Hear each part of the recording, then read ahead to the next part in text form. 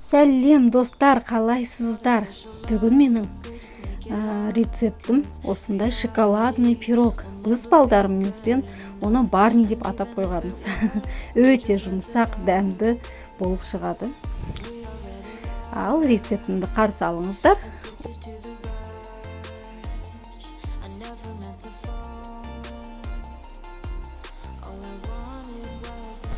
Сегіз жұмыртқаны алып, қантпенен жақсылап миксерлейміз.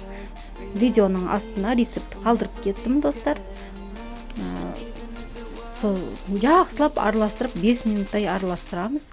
Одан кейін пампушка дегенімізді алып, шедрис деген маргарин да бар, онымен де жақсы болады. Мен шедрис болмағандықтан осындай пампушканы қолдандым. Микроволновкаға салып ертеміз жақсылап. Осылай ергеннен кейін массамызға құямыз. Массамызға құйып, оны да жақсылап миксерлейміз. Массамыз осындай болу керек, міне, осындай болып шығу керек. Разрыхлитель, кішкене тұз қосамыз. Оны да жақсылап араластырамыз. Мен осындай разрыхлитель қолдандым.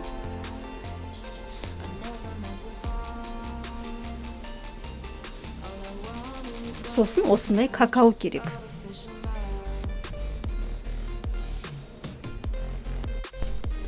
Ұн мен какаоды қосамыз, оны жақсылап миксерлейміз.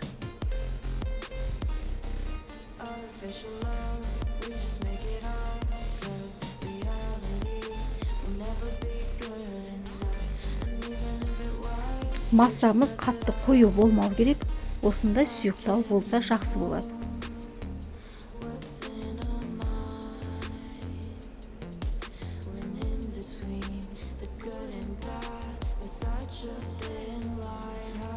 Міне массамыз дайын. Қараңыздар достар, сіздерге көрсетіп жатырмын. Осындай болып шығу керек. Осындай сұйық қою болмау керек.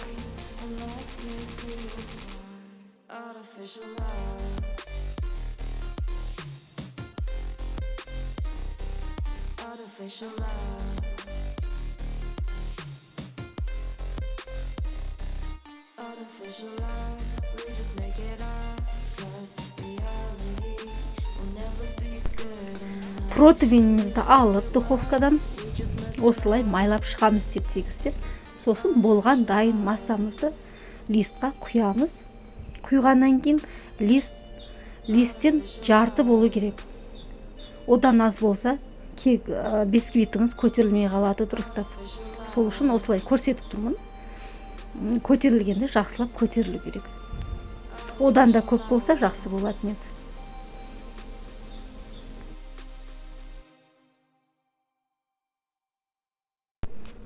Ал бисквитіміз дайын болғаннан кейін осындай зубочисткамен тексереміз. Зубочисткамыз құрғақ болса, бисквитіміз дайын деген сөз. Осылай бәрін тесіп аламыз да. Сосын біз шоколадный масса жасаймыз. Мен магазиннен казахстанский шоколад алдым. Бір тал казахстанский шоколад, сосын сүтпен газға қойып ертіп алдым. Осылай. Газның отын қатты қоймаңыздар. Араластырып қасықпен шоколадымыз ергенше, шоколадный масса болғанша осылай араластырып тұруымыз керек. Міне шоколадный массамыз да дайын. Енді ыстық бисквитіміздің үстінен құйып шығамыз. Құйып қасықпен теп-тегістеп шығамыз.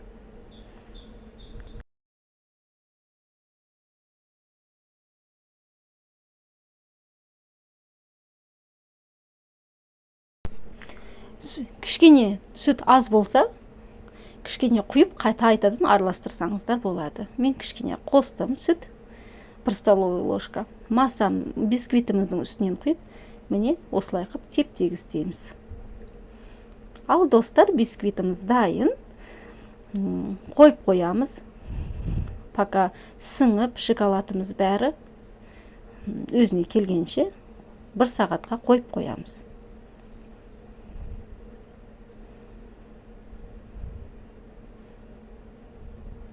Ал достар, міне кесіп сіздерге көрсетейін. Осылай қылып көтерілді, өте жұмсақ және дәмді. Сау болыңыздар достар, рахмет.